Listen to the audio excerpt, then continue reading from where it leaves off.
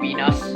Ako si Gian Chris Gapunuan, ang inyong tagapagbalita ngayong araw.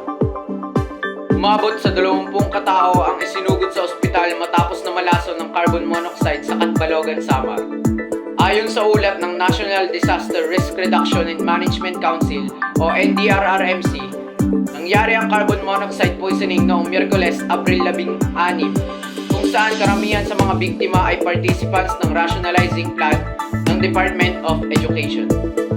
Ayon sa ulat, dumanas ng pagkahilo, paninikip ng dibdib at hirap sa paghinga ang mga biktima, habang ang iba ay nasusuka matapos malanghap ang carbon monoxide mula sa generator set ng ginagamit sa DepEd building. Ang carbon monoxide poisoning ay nangyayari kapag ito ay dumaloy sa bloodstream ng tao. Kadalasan, nagmumula ito sa mga hindi well-ventilated na engines at appliances. Isa din dito ang mga makina ng mga sasakyan sa kalsada.